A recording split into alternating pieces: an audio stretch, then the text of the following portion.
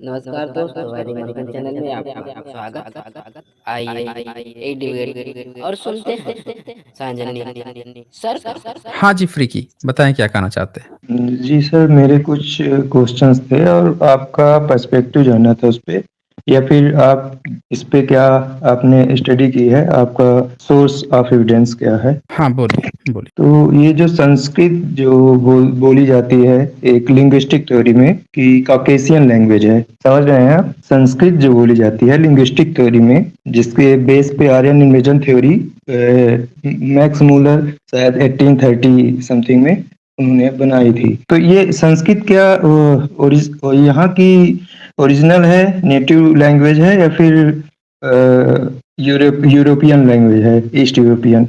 देखें, वेद में कहीं संस्कृत वर्ड आया ही नहीं है। अच्छा, भारतनाट्यम एक किताब है 4वीं-5वीं सदी की, उसको माना भरतनाट्यम जाता है। जिसमें वो उसमें डांस, क्लासिकल डांसेस हैं। 80% उसमें जो बातें हैं वो पूरी तरह से पाली पाकित की हैं, और 20% शब्द जो हैं वो पूर्वज हैं। आज का जो आप संस्कृत कहेंगे उसके पूर्वज हैं, संस्कृत यानी के पूर्वज हैं। हाँ, संस्कृत के पूर्वज, यानी कि आप कह सकते हैं कि वो वर्ड बाद में संस्कृत में प्रयोग होने लगे। यानी कि 80% पाली प्राकृत यानी मिश्रित पाली प्राकृत है। 80% यानी कि पूरी तरह से वो है, 20% ही थोड़े से उसमें आज पूर्वज है संस्कृत के। भारतनाट्यम 4वीं-5वीं सदी की किताब मानी जाती है। और गाथा भरतनाट्यम शताब्दी किसकी है? बुद्धिस्ट टेक्स्ट है, मतलब बुद्धिस्ट टेक्स्ट है, आप ये कह रहे हैं भरतनाट्यम। अब एक बात बताइए, जब 10वीं 11वीं 12वीं सदी के बाद बुद्धिस्ट नहीं रहेंगे तो उसको कोई हाँ, लिखेगा हाँ। तो वो अपना फ्लेवर डाल ही लेगा कि ये हमारी ही किताब है। अभी आप बोले जितने 4वीं-5वीं शताब्दी की है भरतनाट्यम। हाँ, तो 4वीं-5वीं सदी है। 13वीं-14वीं सदी के बाद से उस किताब को कौन लाएगा, आप ही बता दीजिए। अच्छा अच्छा, 13वीं-14वीं सदी में उसमें संस्कृत लैंग्वेज मिक्स की गई, आप ये बोल रहे हैं। नहीं, हम ये नहीं बोल रहे हैं। हम ये बोल रहे हैं कि मान लीजिए 4वीं-5वीं सदी में किसी बुद्धिस्ट ने लिख दिया, और हाँ हाँ, जिस 14वीं-15वीं जो सदी में बुद्धिस्ट नहीं रहे।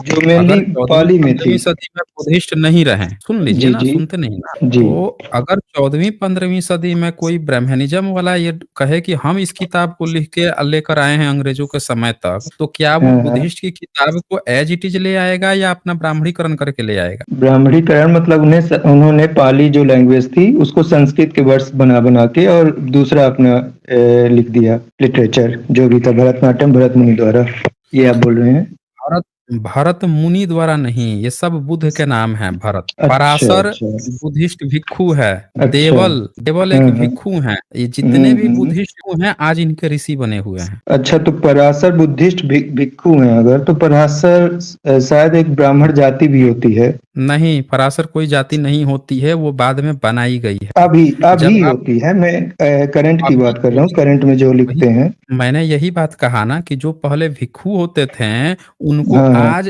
जाति बना लिया गया है, उस पर कब्जा किसी का है। अच्छा, तो 7th सेंचुरी में बाणभट्ट की किताब है। बाणभट्ट की बाणभट्ट, हाँ, हर्षचरित की कौन सी? बाणभट्ट की। हर्षचरित है। हाँ हाँ, हर्षचरित। हर्षचरित है तो। हाँ। तो उसने बताता है कि राजा हर्ष जो है अपनी बहन को खोजते हुए जंगल में जाते हैं, हाँ हाँ। और उस जंगल में दिकनाक नाम का एक बौद्ध भिक्षु थे जो पराशरी जी भिक्षु थे। जी जी।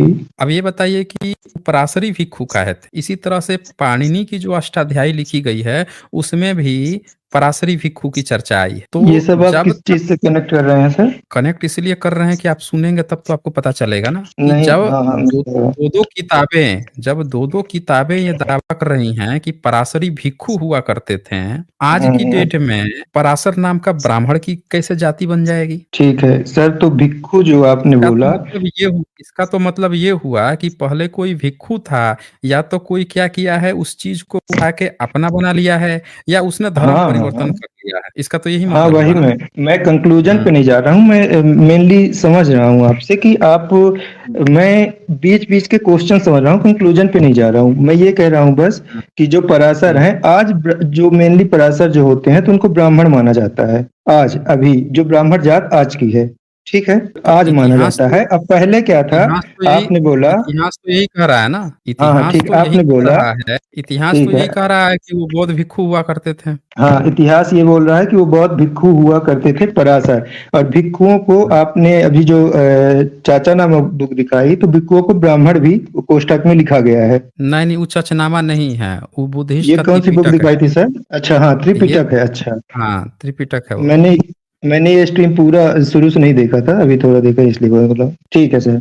तो त्रिपिटक आप में ब्राह्मण भिक्षुओं हैं? को ब्राह्मण बोला। आप ब्राह्मण हैं? मैं नहीं सर, मैं ब्राह्मण नहीं हूँ, अच्छा, मैं इंडियन हूँ। क्या हैं आप? इंडियन, अच्छा, आप इंडियन हैं। अच्छा जी। भारतीय है सर। अच्छा, भारतीय। जी सर। हुँ, तो अच्छा। यही पूछ रहा हूँ, संस्कृत जो लैंग्वेज थी तो कब आई यहाँ इंडिया में? मतलब अब इसका इन्वेंशन कब हाँ, हुआ? मैं वही आपको बता रहा था कि जब भी किसी जी चीज जी। का नामकरण होता है, हाँ किसी भी हाँ। चीज का जब नामकरण होता है, तो नाम हमेशा ही इस तरह से रखा जाता है कि वो उसकी विशेषता भी बता दे। संज्ञा जो है वो उसकी हम्म। विशेषता भी बता दे, इस तरह से रखा जाता है। हाँ तो तो। जब भारत में लैंग्वेज खोजी गई कि हाँ बुद्धिस्ट की क्या लैंग्वेज थी, तो पता चली पाली प्राकृत लैंग्वेज। तो हाँ, उसका पाली नाम रखा लैंग्वेज गया थी मेनली। प्राकृत। मेनली पाली तो बुद्धिस्ट की गाथाओं को पाली कहा गया था। बुद्धिस्ट टेक्स्ट तो पाली में लिखी गई थी सर, पूरी हाँ, मतलब। हाँ, वही हाँ हाँ। बुद्धा की गाथाओं को ही पाली कहा गया, फिर वो लैंग्वेज ही कही जाने लगी। और तो प्रकृत प्राकृत जैन जो जैन है, टेक्स्ट में मेनली लिखी गई हैं। नहीं, नहीं, नहीं, हम्म। प्राकृत जो है, प्राकृत में बहुत सी लैंग्वेज आती है। अच्छा, कौन सी सर? हाँ, तो सुनिएगा तभी तो बताऊंगा ना। तो प्राकृत जो है उसका नामकरण ही इस तरह से किया गया प्राकृत। हालांकि उस समय प्राकृत शब्द नहीं था, पाकित होगा, पक्कित होगा बेसिकली। इसका मतलब ये हुआ कि जो प्रकृति से उत्पन्न हुई, यानी जो नेटिव लोग थे उन्होंने खुद उस लैंग्वेज को जनरेट किया था, ये उसका मतलब हुआ नेटिव। उसी तरह से जो संस्कृत है, संस्कृत का मतलब होता है संस्कारित किया हुआ, बनावटी, नकलची, डुप्लीकेट, या किसी चीज पहले से कोई लैंग्वेज है उसको बना के श्रृंगार कर दिया गया तब ये लैंग्वेज बनी। तो नामकरण से ही आप भाषा का पता लगा लेंगे कि पहले से कोई लैंग्वेज थी, आज इसको संस्कारित कर दिया गया, तो अब वो संस्कृत बन गई। मतलब पहले से आपके पास आलू था, गोभी था, आपने क्या किया, आग पे उसको डाला, उसमें थोड़ा सा मसाला वसाला डाला और सब्जी बना दिया। तो अब वो आलू और गोभी जो है वो आपका अब वेजिटेबल कहलाने लगा, सब्जी मतलब बन के तैयार हो गई। समझे ना, सर पहले से मटेरियल था। ये बोलिए। तो ये तो ये तो आप एज्यूम कर रहे हैं ना, जो नहीं, आप एज्यूम लैंग्वेज कैसे पे कर गाता रहे हैं? गा दिए। नहीं, हाँ नहीं, हाँ। आप अच्छा गाथा गा दिए, तो आप जरा बता दीजिए आप और कौन सी गाथा गा रहे हैं। संस्कृत का थोड़ा एविडेंस दे दीजिए, पाली नहीं पाकित से एविडेंस पहले नहीं, एविडेंस दे दीजिए। सुनिए तो। हाँ, अच्छा। सुनिए, जो अच्छा, संस्कृत सुने। है, आपने आपने ये बोला संस्कृत संस्कारित लैंग्वेज है, ठीक? अच्छा, आपने तो कौन सी लैंग्वेज? पर्सपेक्टिव, अरे कौन सी सुनिए लैंग्वेज तो है जरा बता सर। दीजिए हमें। नहीं, हमें बताइए ना कौन बोल, सी लैंग्वेज है। अब बीच में बोल रहे हैं आप नहीं, अभी। बोल नहीं रहे हैं, आप जो क्लेम किए हैं उसका आपको जवाब भी तो देना पड़ेगा ना, एविडेंस के साथ जवाब दीजिएगा। एविडेंस के साथ जरा जवाब दीजिए कि अगर संस्कारित नहीं है तो नेचुरली कहाँ से आई थी, कौन से देश से आ गई थी, जरा यही बता दीजिए। कौन से जगह पे जन्मी थी, यही बता सुनिए दीजिए तो, हमें। बताइए। सुनिए, हाँ, जो सुनेंगे। आप बोले बताइए ना। कि संस्कृत, हम्म, जो आपने संस्कृत पे पर्सपेक्टिव अपना दिया है, ठीक है, हम्म। तो आप नहीं, नहीं, उसका हमने एविडेंस दे दीजिए। एक मिनट, एक मिनट, हमने कोई पर्सपेक्टिव नहीं दिया है, हमने कोई पर्सपेक्टिव नहीं दिया है। हमने सीधे सीधे इसका हिस्टोरिकल रिकॉर्ड्स है, भारत का सारे अभिलेख उठा के देखिए, हिस्टोरिकल रिकॉर्ड है। सम्राट अशोक के अभिलेख से पुराना अभिलेख आप खोजिए। सम्राट अशोक के अभिलेख कौन से उसमें है, देश के सम्राट कोने अशोक के, कोने में पाए गए, सुनिए तो देश सर, के कोने कोने में सम्राट पाए गए अशोक, थे। हाँ हाँ मैं जानता हूँ, कौन कौन से 40 से लैंग्वेज में लिखवाए 45 थे? अभिलेख हैं, हाँ, 40 है से ना, 45 बताइए। अभिलेख हैं, कौन से इंस्क्रिप्शंस। लैंग्वेज में लिखे गए, बताइए जरा कौन कौन से लैंग्वेज में लिखे गए पाली, हैं, बताइए। पाली लैंग्वेज में हैं? लिखे गए हैं, पाली लैंग्वेज पाली में, लैंग्वेज ब्राह्मी स्क्रिप्ट में, आपको नहीं पता है ब्राह्मी फिर। स्क्रिप्ट में लिखे गए हैं। नहीं पता है आपको, आपको नहीं पता है ब्राह्मी, फिर। ईस्टर्न साइड ब्राह्मी स्क्रिप्ट और खरोष्टी स्क्रिप्ट। पहले तो एक बात जान जाइए कि ब्राह्मी नाम की कोई स्क्रिप्ट ही नहीं होती, फर्जी शब्द है ब्राह्मी। कहाँ पाया गया है ब्राह्मी, जरा बता दीजिए हमें। ब्राह्मी कहाँ पाया गया? वही वही सर, जो दिक्कुओं को ब्राह्मण बोला कहाँ से जाता है कहाँ त्रिपिटक से में। कहाँ से एक मिनट, त्रिपिटक में ब्राह्मण नहीं बोला जाता है, ब्राह्मण अब शब्द आया है, बमहन होता है वहां पे, या बमण होता है, ब्राह्मण नहीं बोला जाता है। पर सीधी सी बात बताइए कि ये जो बम्भी जो शब्द है, या जिसको आप ब्राह्मी ब्राह्मी कर रहे हैं, ये कहाँ से पता चला और कौन सी सदी तक इस लिपि में लिखा जाता था, जरा ये बताइए हमें।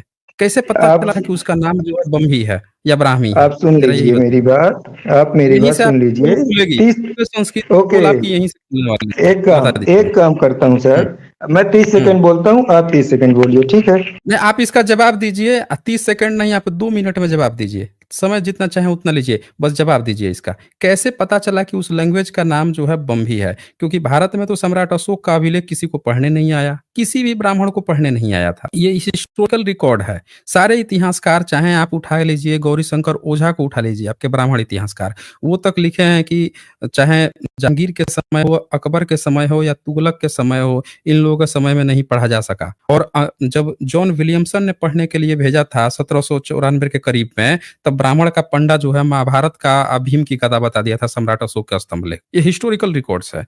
तो आप जरा मुझे बता दीजिए कि भाई ये उस लिपि का नाम कैसे पता चला, जब ब्राह्मणों को 1718वीं सदी तक जब उनको पता ही नहीं था, उस लिपि को पढ़ने नहीं आता था, उस लिपि का नाम तक नहीं पता था, जब उनके किसी टेक्स्ट बुक में ये बात नहीं लिखी है कि वो लिपि कौन सी थी, ये पता कैसे चला कि उस लिपि का क्या नाम था? ये जरा हमें बता दीजिए। और वो लिपि भारत में कब तक चली है, ये भी बता दीजिए। सुनिए बताइए। सर, अब मैं क्या कह रहा हूँ, आपने बताइए। मैं क्या बोला, ब्राह्मी में बोला, तो आपने वो ज्ञान ब्राह्मी, अब हो सकता है मैंने पढ़ा है ब्राह्मी, ठीक है, मैंने अब त्रिपिटक तो नहीं पढ़ा कि इसको बम्भी कहते हैं। अब बम्भी उसको पाली में कहते होंगे, लेकिन जो ब्राह्मी है वो हिंदी लैंग्वेज में बोलते होंगे, इसलिए मैं ब्राह्मी बोल दिया। अब आप ब्राह्मी, अब शब्दों सुन लिए मेरी बात को। मैंने जो प्रश्न किया है उसका जवाब दीजिए। मेरा ये प्रश्न है कि 18वीं सदी तक ब्राह्मणों को उस लिपि का नाम तक नहीं पता था। ये सब जानते हैं कि 7वीं 8वीं सदी तक के जो अभिलेख पाए गए हैं, गुप्ता लिपि को भी ब्राह्मी लिपि ही या बम्भी लिपि कहा गया है। तो सवाल ये है कि गुप्ता लिपि तक को भी ब्राह्मणिकल सिस्टम को नहीं पता है, सम्राट अशोक की लिपि का भी नाम नहीं पता है। अंग्रेज भारत में आते हैं, जब अकबर को भी लिखवाना चाहता था सम्राट अशोक के स्तंभ के लेख के नीचे, जहांगीर भी उसके नीचे लिखवाया, गुप्त वंश भी उसके नीचे लिखवाया, सब लिखवा रहे थे सम्राट अशोक के नीचे, लेकिन ब्राह्मणिकल सिस्टम को नहीं पढ़ने आ रहा है। तुगलक उसको बुलाया तो परा से स्तंभ बुलवा के, तब उनको नहीं पढ़ पाए थे ब्राह्मण। मैं आपसे ये जानना चाहता हूँ कि ब्राह्मणों को उस लिपि का नाम कैसे पता चला? बस इतना सा एक बता दीजिए, अभी अब सारा संस्कृत का भी खुल जाएगी।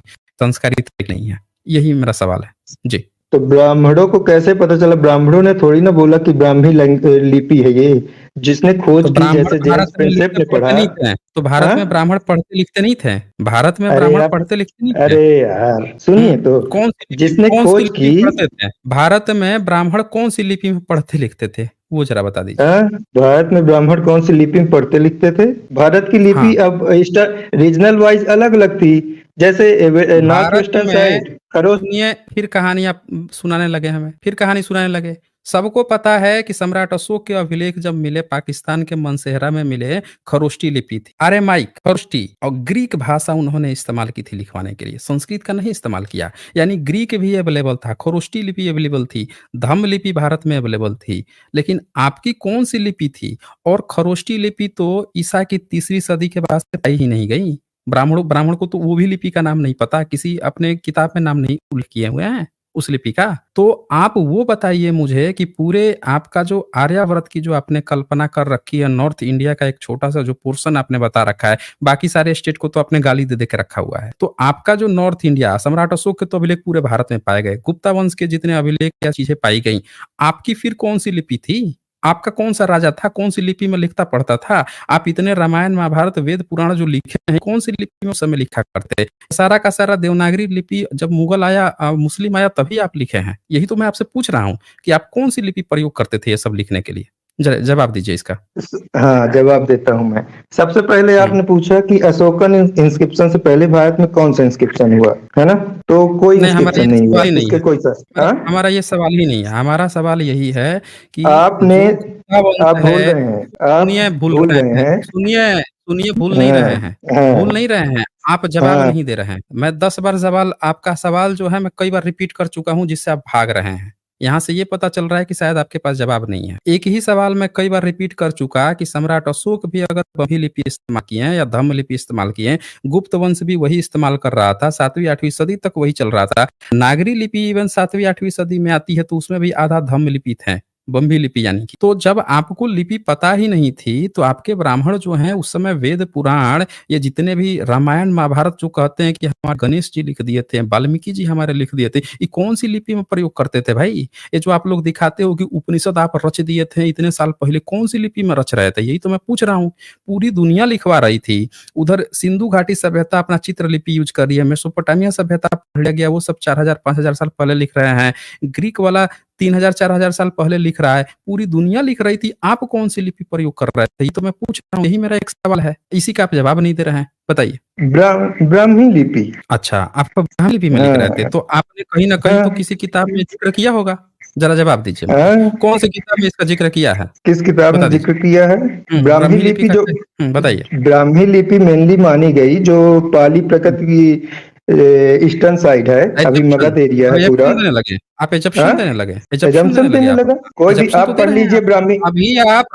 अभी आपके ब्राह्मणों को जब बुलाया गया 13वीं 14वीं सदी में, तुगलक बुलाया टोपरा के लिए, टोपरा पढ़ने के लिए नहीं पढ़ पाए, अकबर बुलाया नहीं पढ़ पाए, जहांगीर बुलाया नहीं पढ़ पाए, 1792 में तो गजब ढा दिए, उसको भीम की गदा बता के प्रचारित करवा दिए, महाभारत लेख लिखा वो बता दिए। आप बोल रहे हैं कि बम्भी लिखा था, अरे नाम तक उनको नहीं पता था। वो नाम जो बम्भी है वो भी पता चला बौद्धों की किताब जो है, नेपाल से एक किताब मिली है जिसका नाम था ललित विस्तर, उस किताब में 64 लिपियों का नाम था, वहां से पता चला कि इस लिपि का नाम बम्भी लिपि, खरोष्टी नाम भी उसमें दर्ज था। आपके ब्राह्मणिकल सिस्टम को इन दोनों लिपि के बारे में न पढ़ने आता था न कोई जानकारी थी। अरे बम्भी लिपि में तो अभी एक मूर्ति मिली बुद्ध की जिस पर लिखा हुआ है तथागत बुद्ध, उसको आपने साड़ी पहना के, लंगा साड़ी ब्लाउज और फूल माला चढ़ा के देवी बना के पूजा कर रहे हो, उस पर तथागत बुद्ध लिखा हुआ है, उस पर भी हंगामा चल रहा है कि देखिए तथागत बुद्ध धम्म लिपि में ब्राह्मणों ये तक पढ़ने नहीं आया कि ये तथागत बुद्ध हैं, उनको देवी बना के पूज रहा, लिखा हुआ वहां पे तथागत बुद्ध, अब फिर भी आप उसको साड़ी ब्लाउज पहना के देवी बना के पूजा कर रहे हैं। आपकी ये कहानी है कि आप यहाँ झूठ बोल रहे हैं, आप एजप्शन खेल रहे थे। अगर आपका संस्कृत लैंग्वेज उस समय होता तो भाई आपकी कोई ना कोई लिपि होती, जैसे अरबी थे, अरबियों की भी अपनी लिपि थी, उसमें लिख लेते थे जो भी उनकी चीजें थी। हिब्रू था, उनकी भी अपनी लिपि थी, सबकी अपनी लिपि थी। बुद्धिज्म था, उसकी अपनी लिपि थी। जैनिज्म भी तो था, वो भी तो अपना लिख रहा था, वो भी तो पाली लिपि, बम्भी लिपि इस्तेमाल कर रहा था लिखने के लिए। बस एक आप ही थे जिसकी कोई लिपि ही नहीं है, ना उस लिपि के बारे में जानते हैं, लिख रहे हैं कि हमारे गणेश जी लिख दिए, वेद व्यास बोल रहे थे या गणेश जी लिख दिए। कौन सी लिपि प्रयोग किए थे वैसे, जरा बताइए तो हमें। ये रामायण महाभारत लिखने के लिए आपने कौन सी लिपि प्रयोग की थी? हाँ जी, रामायण महाभारत लिखने के लिए कौन सी लिपि प्रयोग की थी? सर मैं आपसे ये पूछ रहा हूँ बस कि संस्कृत को आप कहाँ की लैंग्वेज मानते हैं? आप यहाँ की लैंग्वेज मानते हैं कि बाहर की लैंग्वेज मानते हैं? सबसे पहले जब आपने आपसे बोल दिया कि ये संस्कारित किया गया है, तो आप काहे वही चीज को बार बार पूछ रहे हैं? मैंने बोल दिया कि जब नाम ही इसका रखा गया संस्कृत का मतलब ही होता है संस्कारित किया हुआ। पहले से एक लैंग्वेज थी, उसको संस्कारित किया गया। इस पर मैं पूरी तरह से अच्छी तरह से स्ट्रीम कर चुका हूँ, दिखा चुका हूं कि भाषा जो है कैसे बनी है, कौन संस्कृत का व्याकरण बनाया, कैसे कैसे चीजें बनी हैं। जिस अष्टाध्यायी की आप बात करते हैं वो अष्टाध्यायी बाद में बना हुआ है। जिस आप संस्कृत की बात कर रहे हैं, क्लासिकल संस्कृत तक नहीं थी, इतने सारे इंस्क्रिप्शन मिल गए, आपका क्लासिकल संस्कृत का नाम नहीं है, स्वर व्यंजन है ही नहीं, व्याकरण है ही नहीं, आज संस्कृत आप कहाँ से लेके चले आए? रामायण महाभारत कहाँ से लिख ली? सीधी सी बात है, ये सारी चीजें आपने बहुत बाद में रची हैं, सब चीजें बाद में रची हैं। आपका संस्कृत की जो ध्वनि है री छ त्र ज्ञ, वो सबकी ध्वनियां आपकी 7th सेंचुरी के बाद आई हैं, पहले नहीं थी, समझ रहे ना। और जब वो ध्वनि ही नहीं थी तो आप जो वेद में उसका नाम लिखेंगे ऋग्वेद, वो लिख कैसे पाएंगे? ऋग्वेद लिख ही नहीं पाएंगे जब ऋ की ध्वनि ही नहीं होगी। तो ये सारी चीजें आपने बहुत बाद में लिखी है, आप जबरदस्ती उसको पुराना एक सबूत तक नहीं दे पा रहे हैं। भाई आपका संस्कृत का सबसे ओल्डेस्ट इंस्क्रिप्शन कौन है, जरा यही बता दीजिए हमें। सबसे ओल्डेस्ट इंस्क्रिप्शन संस्कृत का शायद कनिष्क पीरियड का है, और कनिष्क पीरियड का यहाँ इंडिया में नहीं है, चाइना में है। चाइना में मैं आपको अभी बताता हूँ, थोड़ा मेरे को सर्च करने दीजिए, 2 मिनट कीजिए। मैंने पढ़ा था। चाइना में आपके कौन से ब्राह्मण गए थे संस्कृत लेके? कनिष्क टाइम में था सर, जब कनिष्क जो बौद्ध धर्म का चौथा बौद्ध था, तो तो बुद्धिस्ट था, वो तो बुद्धिस्ट था, तो बुद्धिस्ट था तो संस्कृत ऐसे गया, यानी कि वो बुद्धिस्ट का संस्कृत था। अरे साहब, बुद्धिस्ट वो प्योरली पहले के जो राजा थे उस समय जो समाज का विभाजन हुआ था, उसमें ऐसा नहीं था कि हर बंदा बुद्धिस्ट है। अरे भाई सुनिए, हर बंदा बुद्धिस्ट है। आप बोल रहे हैं बुद्धिस्ट राजा था, बुद्धिस्ट देश था, चाइना बुद्धिस्ट देश है, आपका ब्राह्मण गया नहीं, संस्कृत चला गया। भारत में सबूत नहीं दे रहे हैं, और सबूत वहां दे रहे हैं जहां सिर्फ बुद्धिस्ट गए हैं, बिना ब्राह्मण के गए हुए संस्कृत पहुंच गया। यही मैं आपसे बोल रहा हूँ कि वो संस्कृत, वो जिसको आप संस्कृत समझ रहे हैं, वही पाली पाकित है, पाली प्राकृत मिश्रित है, जो धीरे धीरे चल के आपके क्लासिकल संस्कृत 10वीं 11वीं 12वीं सदी में बनी है। इसी को कहते हैं संस्कारित होना, जो आपको समझ में नहीं आ रहा, इसी को संस्कारित होना कहते हैं। पाली प्राकृत शुद्ध रूप से धम्म पद जो है आज संस्कृत में लिखा गया, बाद में शुरू में पाली प्राकृत में था, फिर बाद में धीरे धीरे संस्कारित होते गया,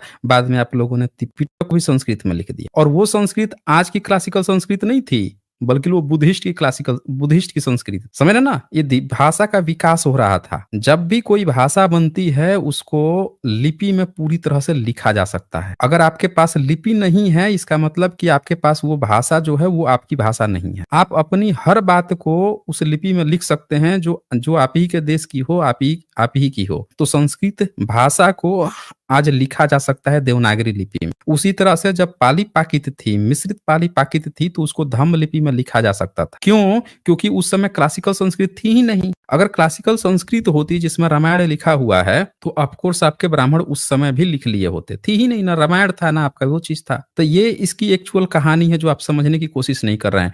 आप लोगों की कहानी का एक एग्जाम्पल मैं दिखाता हूँ, आप लोग करते क्या हो वो एक छोटा सा एग्जांपल दिखाता हूँ। ये एक इंस्क्रिप्शन दिखाता हूँ मैं, ये एक इंस्क्रिप्शन दिखाता हूँ। ये देखिए आपका एग्जांपल, आपकी कहानी क्या है। ये आप देख रहे हैं, भरहुत बुद्धिस्ट पिलर इंस्क्रिप्शन।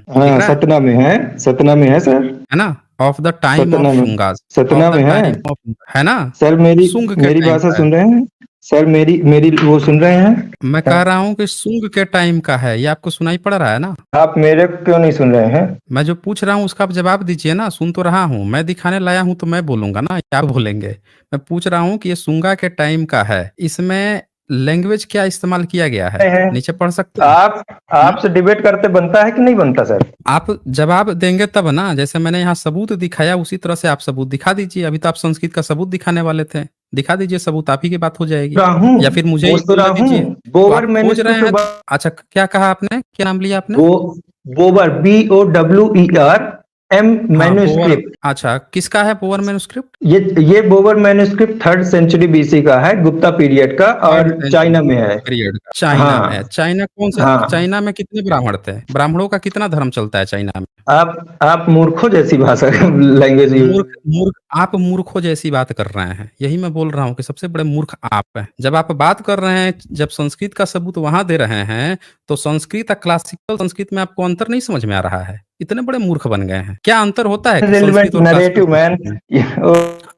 आप मूर्खता यहाँ बात कर रहे हैं। जरा एक शब्द जो पूछा है मैंने उसका जवाब दीजिए। संस्कृत और क्लासिकल संस्कृत में क्या डिफरेंस होता है? अरे सर, आपने क्या पूछा? ओल्डेस्ट मैन्युस्क्रिप्ट दिखा दो मेरे को, पूछा?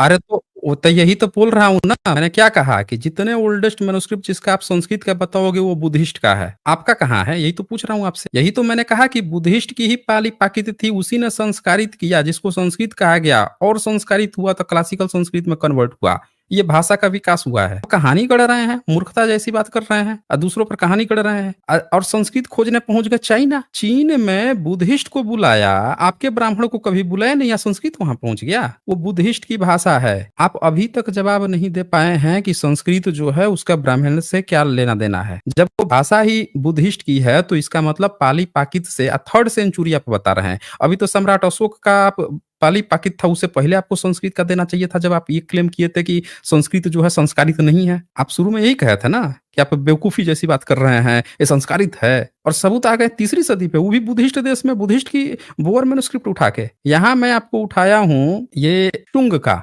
जिसको आप लोग ब्राह्मण बताते हैं, उसका मैंने इंस्क्रिप्शन उठाया है, Bharhut Buddhist pillar inscription of the time of Shunga, जो कि प्राकृत में यहाँ लिखा हुआ है। ये दिख रहा है आपको? संस्कृत का ओल्डेस्ट इंडिया में कौन सा है इंस्क्रिप्शन सर? कोई संस्कृत का अयोध्या में है। अयोध्या में है? कहाँ अयोध्या में है, जरा बताइए हमें कहाँ है, जरा दिखाइए हमें। रुकिए, आपको बता देता हूँ। दिखाइए। ब्राह्मण है, Dhandev Ayodhya stone inscription 1st century BC। Yes sir. Earliest available inscription written in Sanskrit language. This was inscribed by Dhanadev of Sung dynasty. University सदी में था। कौन सी यूनिवर्सिटी से लाए हैं ये? यूनिवर्सिटी? ये क्या बात हो? सुन लीजिए, ये बता रहे हैं 1st सेंचुरी BC। यही बताया ना आपने? धना मैं देवता। गलत बताया हूँ, सर्च कर लीजिए गलत ना। बताए हैं, गलत बताए हैं, गलत बताए हैं। यहाँ लिखा है अयोध्या स्टोन इंस्क्रिप्शन ऑफ धना। देवा, देवा यानी कि देव शब्द नहीं है, अलग से जोड़ा गया है। और यहाँ लिखा है, ये लिखा है संस्कृत इन्फ्लुएंस्ड बाय प्राकृत। ये नहीं कहा गया है कि संस्कृत है, इन्फ्लुएंस्ड बाय प्राकृत यानी प्राकृत लैंग्वेज का उस पर प्रभाव है, यानी कि ये संस्कारित हो रहा था। ये नहीं कहा जा रहा है कि संस्कृत है, बल्कि ये कहा जा रहा है कि प्राकृत से इन्फ्लुएंस है, यानी कि मिश्रित हो रहा है, ये कहा गया है। और ब्राह्मी 1st सेंचुरी एडी है, ये क्या बता रहे थे? बीसी बता रहे थे। यहीं पे इनकी चोरी पकड़ी गई, यहीं पे आपकी चोरी पकड़ी गई। एडी लिखा हुआ है, 1st सेंचुरी एडी दिख रहा एक है मिनट आपको स्क्रीन? सर, एक मिनट, मैं अभी स्क्रीन अभी देख नहीं रहा हूँ, एक मिनट देख लीजिए, देखता हूँ। देख लीजिए स्क्रीन, देख लीजिए। 1st हाँ, सेंचुरी अयोध्या, एडी ये लिखा कौन सी, हुआ है। ये कौन सी बुक है सर? संस्कृत ये इन्फ्लुएंस बाय डीसी, प्राकृत, ये कौन सी बुक है? डीसी सरकार की बुक है ये। डीसी सरकार, ये अयोध्या फैजाबाद डिस्ट्रिक्ट यूपी। अच्छा, यहाँ लिखा है नंबर 9 जेडी राष्ट्र, क्या लिखा है? रत्नकारा, रत्नकारा निगारी पत्रिका, ये लिखा गया है। नीचे पढ़िए, नीचे नीचे language Sanskrit influenced by Prakrit, उसके नीचे स्क्रिप्ट क्या है? तो Brahmi of 1st century AD. 1st century Sunga के पीरियड का है ही नहीं है, सुंग तो ईसा से 185 साल पहले है, और ये है 1st सेंचुरी। 200, 250, 300 साल का अंतर है इसके इंस्क्रिप्शन और उसमें। अब बताइए मिस्टर फ्रीकी ब्राह्मण, बताइए। आप तो बोल रहे थे कि गलत बता दिए, क्या बता दिए? बताइए भाई। देखिए कि आवाज ही चली गई क्या? आप लोगों को सुनाई पड़ रही है क्या इनकी आवाज? भाई लोग, आप लोगों को इनकी आवाज सुनाई पड़ रही है क्या? कोमा में चले गए ये? हाँ, हेलो, आ रही है आवाज? हाँ आ गई, आ रही है। हेलो। हाँ तो हाँ दिखा आपको स्क्रीन? हाँ हाँ, तो सुनिए सर, ये हाँ जो बताइए। लिखा है उसमें, मैं क्या है मोबाइल में चला रहा हूँ, तो मैं गूगल में जब जाता हूँ तो आवाज उधर नहीं जाती है, यूट्यूब यूट्यूब में। अच्छा अच्छा। हाँ, ऐसा हो रहा है शायद, इसलिए नहीं आ रही। तो यहाँ पे जो लिखा है, यहाँ पे लिखा है संस्कृत इन्फ्लुएंस्ड बाय प्रकृति, ये लिखा है ना? हाँ, क्या है ना? मतलब होता है ये इसका? ये क्या हाँ, मतलब? तो क्या मतलब, सुनिए क्या होता है? सुनिए, हाँ, बताइए ये बताइए बताइए। अरे यार, हीरो आदमी। संस्कृत इन्फ्लुएंस्ड बाय प्रकृति, नॉट संस्कृत ओरिजिनेटेड बाय प्रकृति, ये थोड़ा। अरे भाई, इन्फ्लुएंस्ड बाय प्राकृत, यही तो आपसे पूछा था कि संस्कृत और क्लासिकल संस्कृत में क्या अंतर है। पूछा था ना मैंने, संस्कृत और क्लासिकल संस्कृत में क्या अंतर है, ये पहले यही बता दीजिए हम। संस्कृत ये मैं में नहीं और जानता, क्लासिकल संस्कृत में क्या नहीं है, पता है ना? नहीं पता ये है नहीं आपको? पता है सर। हाँ, नहीं ये नहीं पता। अब पता मैं है। बताता हूँ क्या, मैं बताता हूँ क्या अंतर। संस्कृत उसको कहा गया है जो पाली पाकित और उसका जो संस्कारित रूप हो रहा था मिश्रित रूप से, उसको संस्कृत कहा गया है। क्लासिकल संस्कृत उसको कहा गया है जो देवनागरी लिपि के लिए सुटेबल हो गया था, उसको कहा गया है क्लासिकल संस्कृत है, जिसमें आज के रामायण महाभारत लिखे गए हैं, जिसमें जितने भी आपके धार्मिक ग्रंथ लिखे गए हैं वो क्लासिकल संस्कृत में लिखे गए हैं। ये जो संस्कृत आप यहाँ देख रहे हैं, ये बुद्धिस्ट का संस्कृत इसको कहा गया है। इसमें बुद्धिस्ट लिखा करते थे, जैसे अश्वघोष लिखा है, जैसे वाणभट्ट लिखा है, जैसे बुद्धिस्ट के जितने इंस्क्रिप्शन आपको मिलेंगे, बुद्धिस्ट के जितने आपके लेख मिलेंगे, उसको संस्कृत कहा जाएगा। समझ रहे ना? ये वो लैंग्वेज है,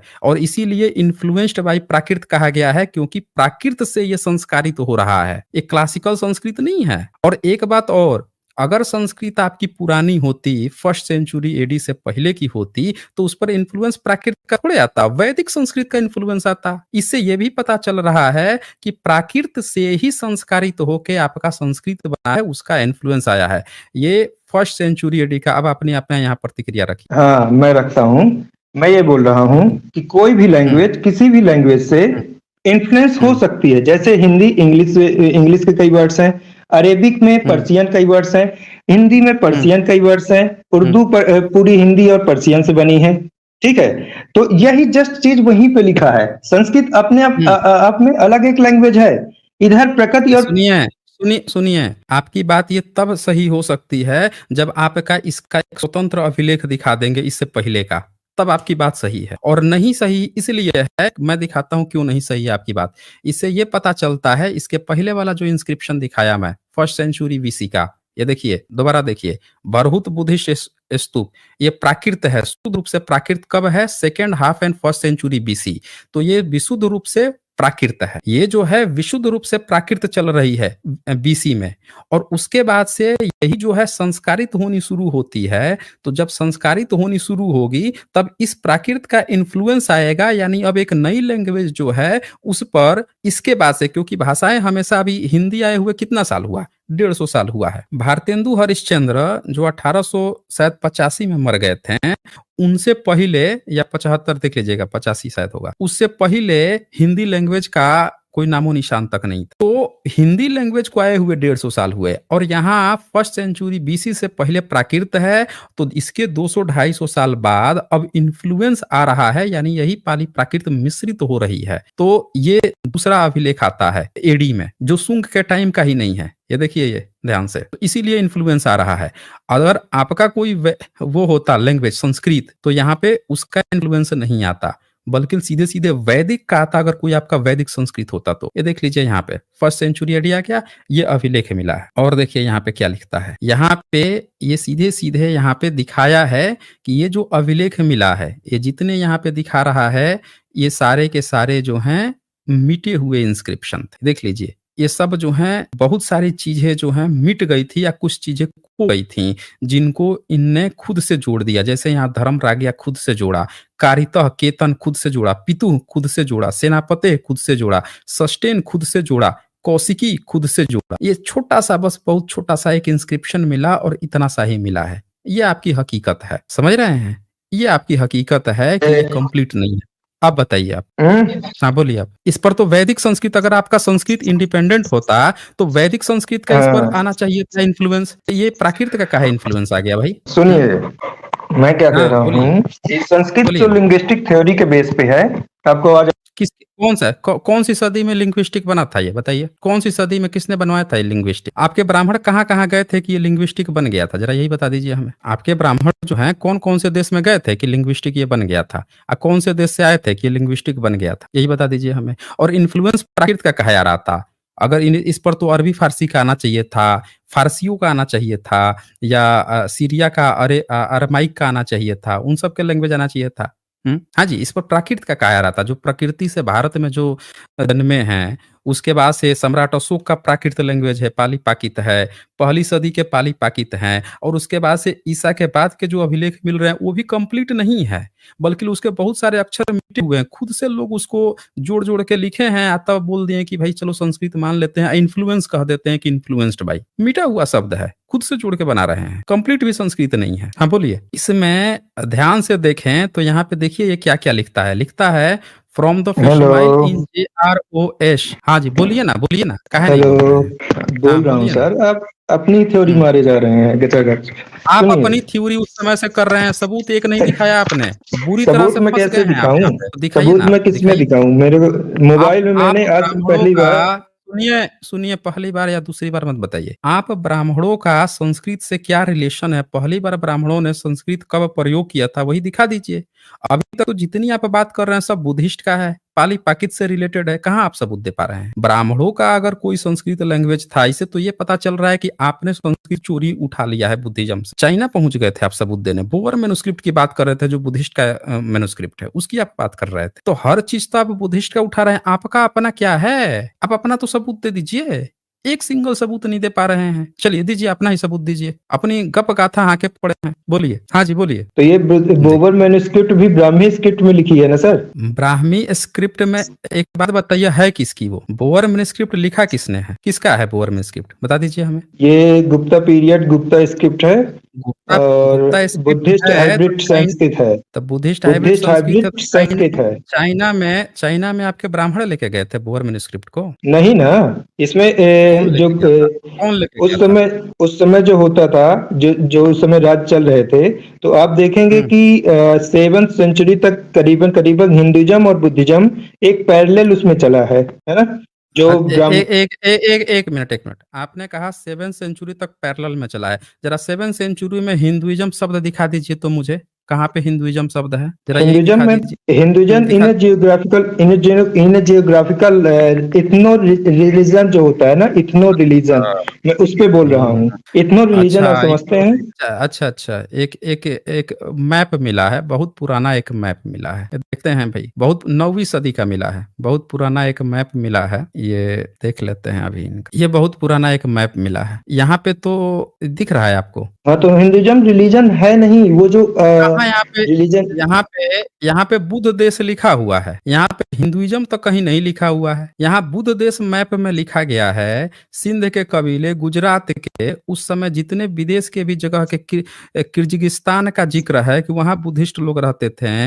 ये बताया गया है साम देश है उसके अगल बगल बुद्ध देश रहते थे, समरकंद के अगल बगल उज्बेकिस्तान में बुद्धिस्ट रहते थे। आपका ब्राह्मण कहाँ रहता था भाई? अगर आपका एडिक्ट कोई ऑफ हिंदू कलिंगा, था, RBC।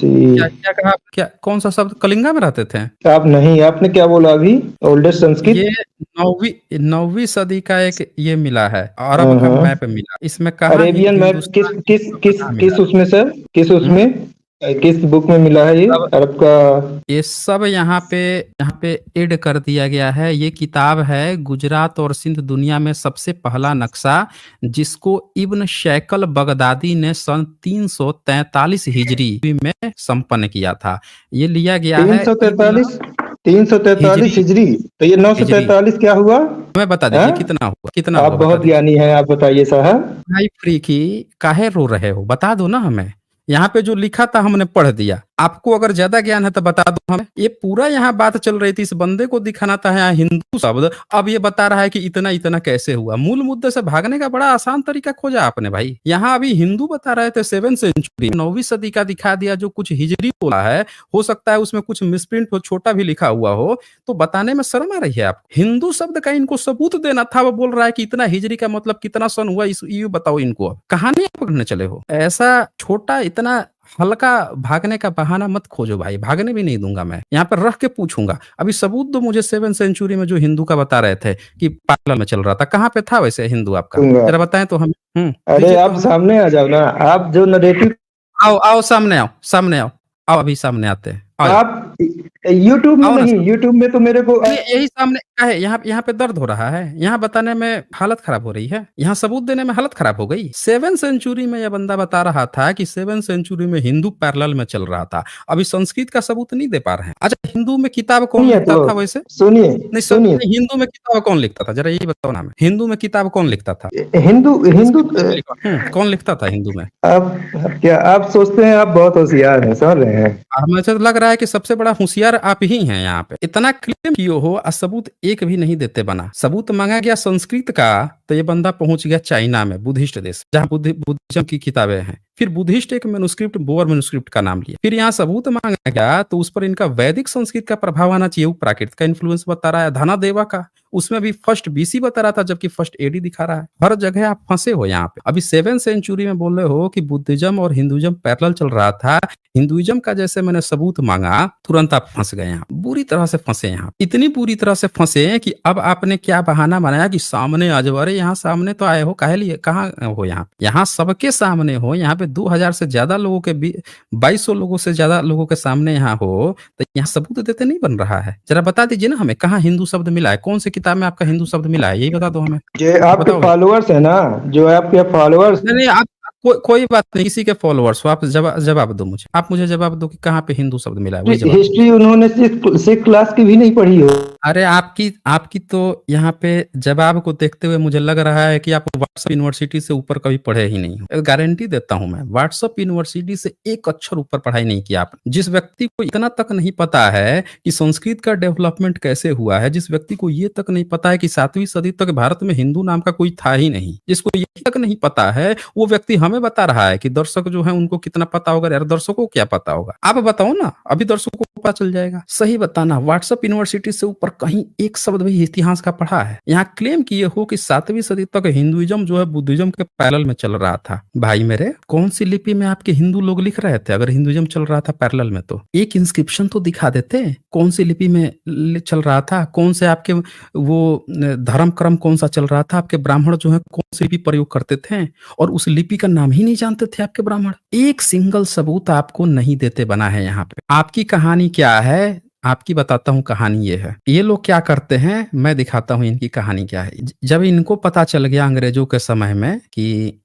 ये जैसे भरहुत बुद्धिस्ट किला है, ये प्राकृत है, यहाँ देखिए लैंग्वेज प्राकृत दिया, सुंग का टाइम का है, 2nd century half and 1st century BC का है। जब इनको पता चल गया ये प्राकृत लैंग्वेज है, तो ये बस क्या करते थे कि ऊपर यहाँ टेक्स्ट, ये टेक्स्ट लिखा रहता था, शुगन रचे रयो गागी पुतस विष देवस, और ये क्या करते थे, उसको टेक्स्ट इन संस्कृताइज, क्या लिखा है, संस्कृताइज, इस पाली पाकित को संस्कृत में लिख लेते, इतने ही ये विद्वान थे। इसको इन्होंने लिख दिया शुंगाना राजे रागे गार्गी त्रस्य विश्व देवस। बस ये क्या करते थे, इस पाली पाकित को संस्कृताइज करके लिख दिए हैं, अब पूरे पब्लिक में बस फैला दिए हैं कि देखो देखो संस्कृत के इंस्क्रिप्शन मिले हैं, क्लासिकल संस्कृत में लिखे हैं। अरे भाई, एक्चुअल टेक्स्ट ये है जो वहां पे लिखा हुआ है, आपने उसका संस्कृताइज कर करके जो भ्रम पूरी दुनिया में फैला रखा है ना, उस सबके सामने पोल पट्टी खुल चुकी है। हर जगह आप लोग जो नीचे वाला ही दिखा दिखा के दिखाते हो कि संस्कृत है, अब पोल पट्टी खुल चुकी है। अब हम लोग ओरिजिनल क्या था उस पर बात कर रहे हैं, समझ रहे हैं ना। तो मिस्टर फ्रीकी, अभी भी आपसे कहता हूं कि एक सिंगल सबूत मुझे दिखा दो,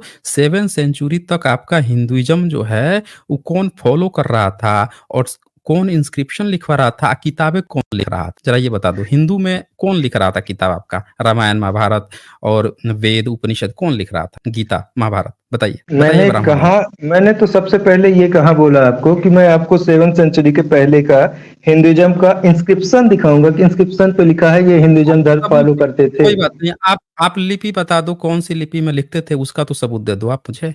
7th सेंचुरी से पहले आपके हिंदू का कौन सा टेक्स्ट था, वही बता दो। इन आज कॉमन पार्लेंस में आज हिंदू धर्म बोलते हैं, तो मैंने बस ये बोला हिंदू धर्म आज जो बोलते हैं, मैंने वो बोला कि हिंदू धर्म पहले अरेबियन ने ही हिंदू दिया, हिंदू वर्ड तो अरेबियन ने दिया, ये ऑब्वियस है, सब जानते हैं ये बात, है ना। कोई इसमें बात, एक आप वर्ड पकड़ के जो खींच रहे हो ना इधर उधर, और मैंने आपके धर्म का नाम बता दो ना, अपना धर्म बता दो। आप ही तो बोल रहे हो कि बुद्धिज्म और हिंदुइज्म पैरेलल में। आप तो वैसे कह रहे हो कि एक लड़का कहीं रोड पे खड़ा था, उसको उठा के एक दुकान वाला अपने दुकान पर ले गया, उसको अठन्नी नाम दे दिया, अब सब लोग उसको अठन्नी अठन्नी कहते हैं। अरे वो लड़का था, उसका माता पिता तो होंगे ना। आप अपने धर्म का नाम बताओ ना फिर, कौन सा धर्म। तो मैं बताता तो हूँ, बुद्धिज्म मैं बताता तो हूँ। बुद्धिज्म बुद्धिज्म के पैरेलल में ये कोई धर्म ऐसा नहीं है जिसमें कोई एक प्रॉफिट आया है ना। इस धर्म में कोई एक प्रॉफिट नहीं है। हाँ, बोलिए क्या बोल रहे हैं, बोलिए ना, क्या था, क्या फिर था क्या, प्रॉफिट नहीं था तो था क्या। धर्म ये वो वाला नहीं है ना, प्रॉफिट वाला धर्म है। आप आदिवासियों की बात कर रहे हैं, आदिवासियों की बात कर रहे हैं। आदिवासियों की बात मैं क्या कर रहा हूँ, आदिवासियों की बात कब कर दिया, तो फिर किसकी बात कर रहे हैं, किसकी बात कर रहे हैं फिर बताइए ना मुझे। मैं किसी की बात नहीं कर रहा हूँ, मैं इंडिया में जो इंडस लैंड के इधर है। एक मिनट, इंडस लैंड के इधर आपकी कहानी ये है कि भारत से बुद्धिज्म चीन पहुंच गया, जापान कोरिया पहुंच गया, साम देश पहुंच गया, पूरे दुनिया में पहुंच गया, और आप ये कह रहे हो कि भारत में ही सब जगह बुद्धिज्म नहीं पहुंच पाया था, दुनिया के हर कोने में पहुंच गया, और आप भारत में ही हर जगह नहीं पहुंच पाया था, और आपको उस धर्म का नाम ही अब नहीं पता है। अरे भाई, दुनिया में जितने धर्म हुए हैं सबका नाम है। आदिवासी भाई लोग भी अपने को आदिवासी कह लेते हैं, ट्राइबल्स कह लेते हैं, हर व्यक्ति जो है, हर छोटा यहूदी भी अपने को यहूदी कह लेता है, छोटे छोटे जो संप्रदाय जो गुट बने वो भी अपने को कह लेते हैं, कोई अपने को गोस्वामी कह लेता है, कोई कबीरपंथी कह लेता है, कोई अपने को ये कह लेता है। सब लोगों ने अपना नाम रख लिया, आपके धर्म का नाम ही नहीं था 7वीं 8वीं सदी तक, अब नया नया वाला बना है। जिसका धर्म का नाम ही नहीं था तो हम कैसे मान ले कि फिर आपका कोई धर्म था। जब आपका धर्म ही नहीं था तो फिर उसके गुरु ही नहीं होंगे, जब गुरु ही नहीं होगा तो फिर रामायण महाभारत कौन ढो के ला रहा होगा। सीधी सी बात है, वहां पे जातक कथाएं थी, उसी को उठा के अपना धर्म अब बनाया है। आपकी कहानी ये कहती है, ये देखिए, ये आपकी कहानी क्या कहती है। आपकी कहानी जो है बखूबी यहाँ पे लिखी गई है। ये आप लोग जो हैं चचनामा में आपकी कहानी बड़ी खूबसूरती से लिखी गई है। ये आपकी कहानी कहती है। नहीं सर, सुनिए, ये आपकी कहानी कहती है। ये दिख रहा है आपकी कहानी। अरे तो आपकी कहानी तो बहुत कुछ कहती है। बताइए ना क्या कहती है, वही तो मांग रहा हूँ। आपकी ये कहानी कह रही है, सिंध के जीत जाने के बाद कुछ ब्राह्मण मिलकर मोहम्मद बिन कासिम के पास गए थे। मोहम्मद कासिम ने उन लोगों को अच्छा आदर दिया। ब्राह्मणों ने उससे कहा कि हिंदुओं में जैसा दस्तूर है, हमारी जाति का स्थान सब जातियों में ऊंचा रखा जाए। जांच करने के बाद मोहम्मद कासिम ने उन लोगों की यह बात मान ली और उनको सब राज्यों के पदों पर स्थान दिया। ब्राह्मणों ने इसके लिए बहुत धन्यवाद दिया और गांव-गांव घूमकर अपने हाकिमों के गुण गाए और उन्हें जो अधिकार मिले थे उसके लिए सब जगह उनकी बहुत प्रशंसा की। इससे ये पता चलता है कि आप जो हैं भारत के कभी थे ही नहीं। भारत के होते तो आप अपनी एक जाति लेके किसी विदेशी जीतने वाले के पास नहीं पहुंच गए होते और उसके पक्ष में नहीं मिल जाते, क्योंकि भारत के बाकी जो क्षत्रिय वैश्य शूद्र हैं वो तो लड़कर पीछे रह गए, वो रह गए। आप ही कूद के उनके पास चले गए, ऐसा कौन करता है भाई? और आप अपनी जाति की बात कर रहे हैं। इससे तो ये साफ पता चलता है कि आप जो चीज़ मानते थे वो भारत के लोगों का कभी था ही नहीं। आप गए होंगे तो अपना वेद भी लेके फिर चले गए होंगे वहाँ पे, वो फिर आपके धर्म को मान कौन रहा था? इससे तो ये पता चलता है कि आप नए नवेले आके इधर घुसे थे, मौका पाते ही उधर को घुस गए। इससे ये पता चलता है, आपका धर्म का नहीं पता चलता इससे कि आपका कोई स्पेशल धर्म था। आप आप विदेशियों कहाँ के तक पास पढ़े चले गए हो? ना। 5वीं क्लास तक पढ़े कहाँ हो तक क्या? आप कौन-सी क्लास तक पढ़े हैं? आप तो अगर मैं 5वीं तक पढ़ा हूँ, तब तो लग रहा है कि आप प्ले स्कूल में भी फेल हो गए होंगे। तो डिबेट करते हो तो नहीं बनता। आप बस आपको आपको बन रहा है, आपको डिबेट करते हुए बन रहा है। आप सबूत दिखाए हैं अभी तक? यहाँ पे ब्राह्मण बात आई है, हिंदू शब्द ही नहीं आया कि हिंदू जाके मिल गए। तो आपका हिंदू था कहाँ? यही तो पूछ रहा हूँ कि आपका कौन-सा धर्म था? आपके धर्म का ही तो नाम पूछ रहा हूँ। बुद्धिज़्म का तो यहाँ पे साफ-साफ नाम आया है। तो आपके सीधे कहो ना कि आपका ब्राह्मण था, ब्राह्मण धर्म था। नहीं तो अपने धर्म का नाम बताओ फिर, कौन-सा धर्म लो था? लल्ला सुनो सुनो, ब्राह्मण अरे लल्ला लल्ला, अपने धर्म का नाम बताओ ना, जो बता रहे थे कि बुद्धिज्म के पैरेलल में चल रहा था। अच्छा वैसे जब भारत में आपका अगर कोई धर्म रहा होगा, तो अपने धर्म का प्रचार प्रसार के लिए आपने कोई यूनिवर्सिटीज भी खोली होंगी। खोले थे कोई यूनिवर्सिटी? हाँ, तो प्रचार प्रसार। नालंदा में केवल बुद्धिज्म पढ़ाया जाता था। हाँ, अच्छा तो नालंदा में आपका पढ़ाया जाता था? जरा सबूत दो तो कि नालंदा का जिक्र आपने कहाँ किया है? आपने कौन से धर्म ग्रंथ में किया है? बता दो मुझे। अभी इस ब्राह्मण की यही पोल खुलेगी। ये देख लीजिए, ये पक्का पुण्य वाला ब्राह्मण है। ये बोल रहा है कि नालंदा में अच्छा आप ही का पढ़ाया जाता था। मैं तो कह रहा हूँ कि नालंदा में अगर आपका पढ़ाया जाता था तो एक अपनी किताब बताओ जहाँ आपने नालंदा का जिक्र किया है। 13वीं सदी की घटना है ना, जब 13वीं सदी में जलाया गया, तो उसके बारे में मुस्लिम भी लिख के गया, बुद्धिज्म भी लिखा। जरा आप बताओ कि अगर आपका पढ़ाया जा रहा था तो आपने कहाँ जिक्र किया नालंदा का? बताओ मुझे। एक तो सिंगल आप सबूत बताओ ना। बता दो। आप बत, हम तो अरे हम तो बताएँगे ही बताएँगे। अपना बताओ कि ब्राह्मण जो है एक जगह जहाँ पे ज़िक्र किया हो नालंदा के बारे में, बता दो मुझे, या अरे तो विक्रमशिला के बारे ब्राह्मण ब्राह्मण जिक्र में। करे ये जरूरी थोड़ी है। काहे नहीं जिक्र है? और है क्या आपके पास? ब्राह्मण जब वेद लिख रहा है, जब संस्कृत में वेद ब्राह्मण लिखता है, ब्राह्मण ही हर जगह पुजारी बना है, ब्राह्मण ही बोल रहा है कि हिंदुओं में सबसे उच्च जाति हमारा है, हम ही को सब जगह पद प्रतिष्ठा है, वही मंदिर में बैठा, वही पीढ़ी दर पीढ़ी सब चीज़ ढो के लाया, तो फिर वहाँ पे बाकियों का क्या काम है? शूद्र पढ़ेगा नहीं, क्षत्रिय लड़ाई करेगा, वैश्य व्यापार करेगा, तो फिर करेगा कौन? धर्म कौन सँभालता था? कहानी कर रहे हैं आप यहाँ पे। तो ब्राह्मण जो है वही धर्म नहीं सँभालता था, तो सँभालेगा कौन? क्षत्रिय तो दिन भर लड़ने में व्यस्त है। उसको तो आपने बोल दिया कि उसको पढ़ाने तक का हक नहीं है। आप ही के धर्म ग्रंथ में लिखा हुआ है कि क्षत्रिय जो है, मनुस्मृति चैप्टर 10 का पहला ही श्लोक है कि वैश्य और क्षत्रिय जो है पढ़ा ही नहीं सकते, पढ़ाना सिर्फ ब्राह्मण को है। तो अगर ब्राह्मण नहीं लिखा तो फिर लिखा कौन? यही तो पूछ रहा हूं मैं।